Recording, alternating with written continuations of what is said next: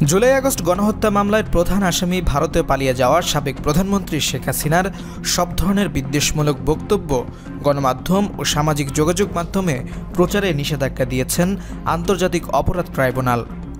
একই সঙ্গে শেখ হাসিনা আগে যত বিদ্বেষমূলক বক্তব্য দিয়েছেন তা সব মাধ্যম থেকে সরাতে বাংলাদেশ টেলিযোগাযোগ নিয়ন্ত্রণ কমিশনকে নির্দেশ দিয়েছেন আদালত।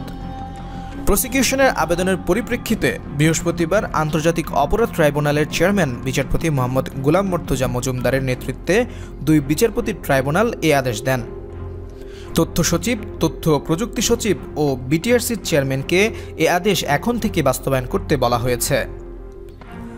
আদালতে প্রসিকিউশনের পক্ষে শুনানি করেন prosecutor Gazi M H. Tamim, prosecutor B M. Sultan Mahmud ও আবদুল্লাহ আল নোমান। শুনানিতে গাজী এম.এইচ. তামিম বলেন, শেখ হাসিনা গণহত্যা সহ মানবতাবিরোধী অপরাধের মামলার পলাতক আসামি। তার বিরুদ্ধে ট্রাইব্যুনালে গ্রেপ্তারি পরোয়ানা রয়েছে।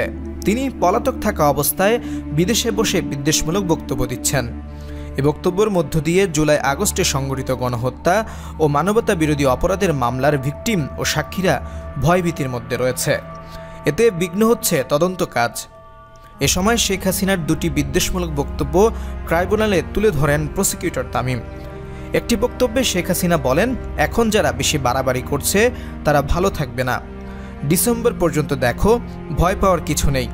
আমার বিরুদ্ধে তো 227টি মার্ডার কেস হয়েছে, 227 জনকে হত্যার লাইসেন্স পেয়েছি। এক মামলায় যে শাস্তি, 227 জনের মামলায়ও একই শাস্তি। এবার এলে আর ডেভেলপ করব না, করব সংস্কার। এই ধরনের বক্তব্য আন্তর্জাতিক আইনেরও পরিপন্থী। এ পর্যায়ে ট্রাইব্যুনাল জানতে চান এসব বক্তব্য শেখ হাসিনার কিনা।